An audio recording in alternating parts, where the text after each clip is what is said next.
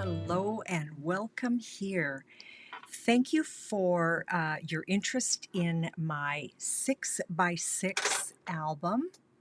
And I'm just going to go through this and show you what you need. So this is just, I've got a piece of 6x6 design paper, and I just want to show you how this will fit beautifully on this album. So when you use your 6x6 paper for the larger solid areas, the covers, and some of the inside areas, there will be little waste. Okay, so welcome to my 6x6 album.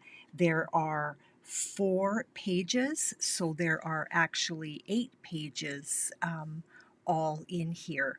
So yes, thank you. Let me show you the supplies that you're going to need. Some of this is going to make more sense as we go. Okay, you're going to need some tear and tape or some soquang. Please do not use dollar store adhesive.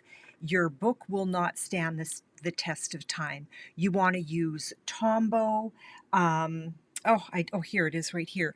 Another really good glue is Art Glitter Glue. No, this is not glitter. It's just the name of the glue. These are both really good glues, so you want that. You're going to want a ruler. I love my ruler, and I also love this ruler. You're going to see me using this a lot throughout the class. So there's your rulers. This is not necessary, but very, very handy. I will walk you through that when we get there, along with this. And this will make more sense as we go. These are created here in Canada by Gabriel's Heart. This shows you where to cut your cardstock for perfect corners on your album.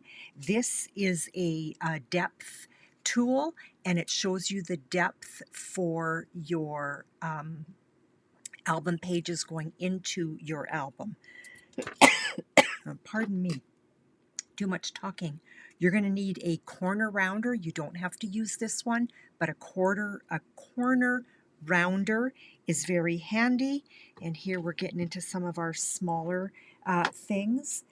Bone folders. I like to use a silicone bone folder. These are quality bone folders.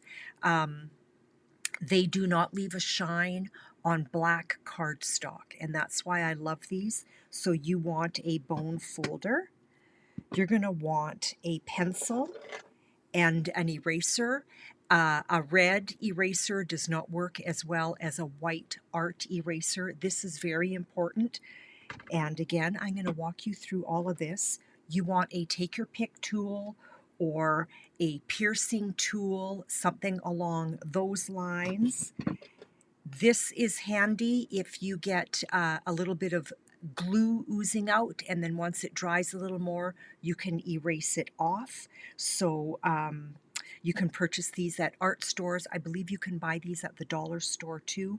They come in a square. I have cut mine, as you can see, I have cut mine in half because one of them goes into the RV. You're going to need magnets, okay, which are, well, they're very necessary. If you purchase the kit, these are part of your kit. You want a pair of good scissors. I use Stampin Up snips. You also want a large scoreboard. A smaller scoreboard is great for cards. This is better for album making, or you can use your Stampin' trimmer, okay? And you want a good paper trimmer, okay? So I use this one for my chipboard because it goes through my chipboard like a hot knife with butter. And then for cutting my cardstock, I like to use a, I guess they're called a guillotine cutter, okay? I have a Stampin' Up one, but it's over at that end of my studio. This one sits beside me when I do my lives or my videos, and it's a great cutter. I love my Stampin' trimmer. But let me tell you something. If you use your Stampin' Trimmer, which is this guy here, if you use your Stampin' Trimmer, and I don't know the why, but black cardstock is very, very hard on the blade, and this is going to become dull after 4 or 5 passes. Your blade is finished. So I never ever like to cut black cardstock with my Stampin' Trimmer. I always use a guillotine cutter for that, or my rotary cutter. So these are the items. I don't think I have forgotten anything. This is really handy. If you get sticky, gluey fingers and you have hand sanitizer close by, I just put a little dot on my fingers and I'm good to go. So that's always really close by. Another thing that is close by when I do albums is undo.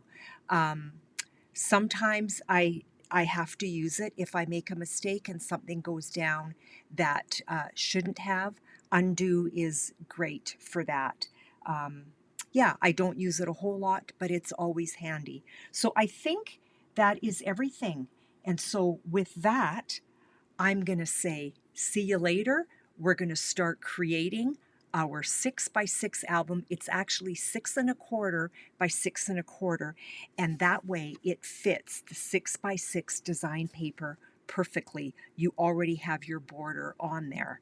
Okay, so we will talk to you later. And again, thank you so much for your interest in this class. Bye now.